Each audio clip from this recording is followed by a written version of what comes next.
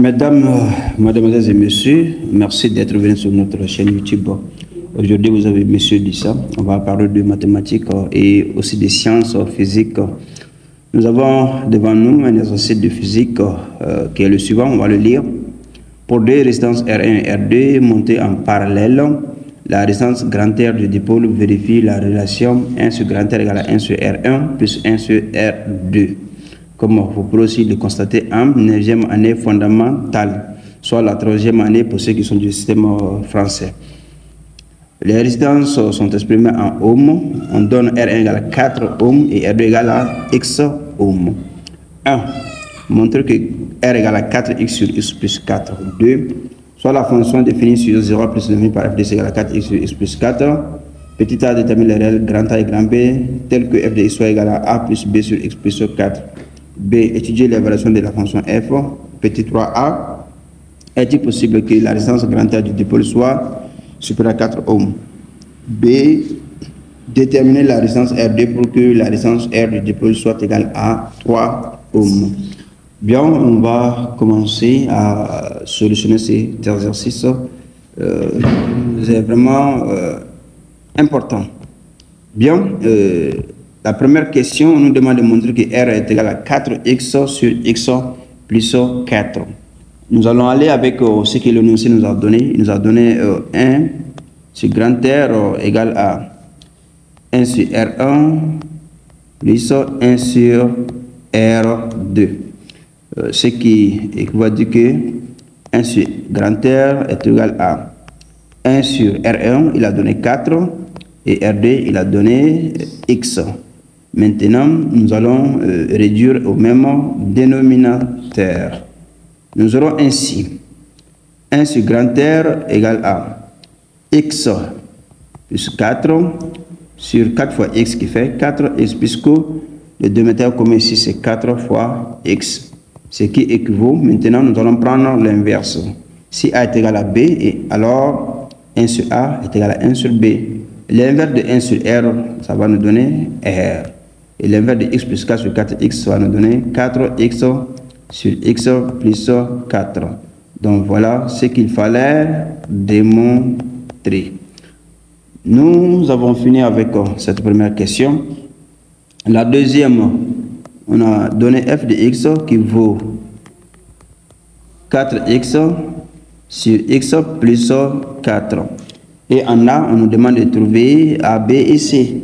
Et A et B tel que f de x égale à grand A plus B sur x plus 4. Ceci, nous supposons qu'on est en 10e année commune. On va procéder par la division euclidienne. 4x divisé par x plus 4.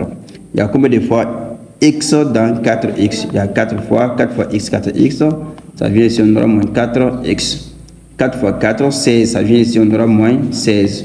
Donc, la synthèse nous donne ici 0 et ici moins 16. Donc, cela veut dire que notre grand A égale à 4 et notre grand B égale à moins 16. D'où f de x est égal à 4 moins 16 sur x plus 4. Ça, c'était la question 2A. Maintenant, DB, on nous demande de donner le sens de variation. Bien sûr, x est dans 0A plus l'infini. Pour le sens de variation, nous allons prendre des sens de variation. Bien, on disait qu'on a supposé être en 10e, sinon on peut aussi le faire avec les trucs, c'est-à-dire les notions de la 11e ou bien de la terminale en passant par la fonction dérivée. Mais c'est pas ce que nous allons faire ici. On va aller avec le taux d'accroissement. Soit U et V, élément 2, 0, A plus l'infini, tel que U inférieur ou égal à V. U inférieur égal à V équivaut, on a U plus 4 ici, donc on va ajouter 4 à chaque membre. U plus 4 est inférieur égal à V plus 4. Ce qui équivaut, on va prendre maintenant l'inverse. On aura ainsi 1 sur U plus 4 est supérieur égal à 1 sur V plus 4. Ce qui équivaut, on va maintenant multiplier tout par moins 16. Quand on multiplie une inégalité par un nombre négatif, le sens de l'inégalité change. Donc, nous avons ici moins 16 sur U plus 4 est inférieur ou égal à moins 16 sur V plus 4. Donc, ceci dit, on va ajouter 4 à chaque membre. On aura 4 moins 16 sur U plus 4 est inférieur ou égal à 4 moins 16 sur V plus 4. Quand on regarde cette partie à gauche, c'est F de U inférieur ou égal à F de V. Donc la fonction F est croissante. F est croissante. Bien, puisque F est croissante, on a ainsi trouvé le sens de variation de la fonction F.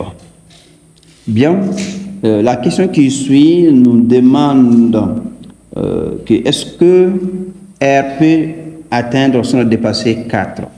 Bien, on a 3 petit a. On a F de X égale à 4 moins 16 sur X plus 4.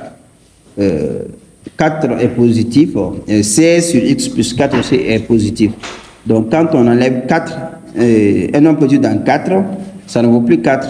Donc, ce qui veut dire que quel que soit X, élément de 0 à plus l'infini, F de X est supérieur, est inférieur ou égal à 4.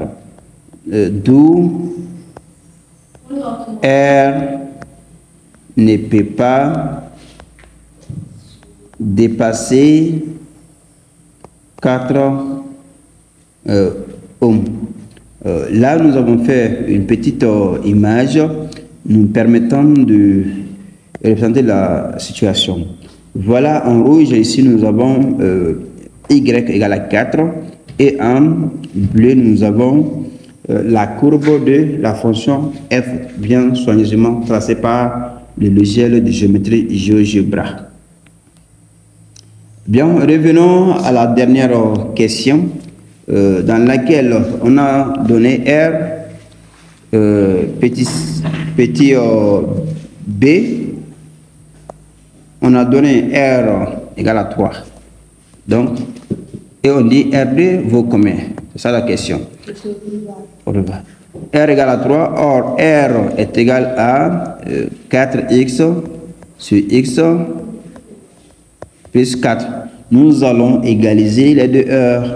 Donc, cela nous donne 3 égale à 4x sur x plus 4.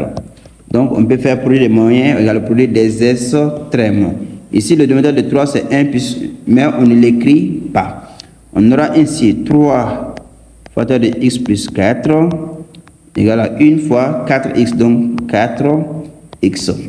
Ce qui équivaut à 3 fois x, 3x, 3 fois 4, 12 égale à 4x.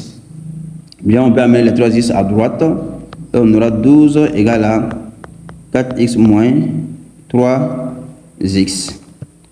Et on aura 12 égale à x. Donc, pour que R soit égal à 4 ohms, il faut que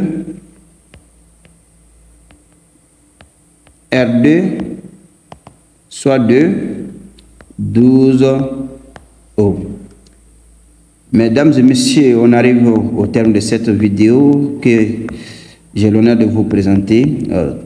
Toutes nos excuses quand vous allez rencontrer des erreurs, et n'oubliez pas même de nous les faire parvenir afin d'enrichir la vidéo et que ça soit profitable pour beaucoup, c'est-à-dire pour bon nombre d'élèves, de professeurs et d'amoureux des mathématiques.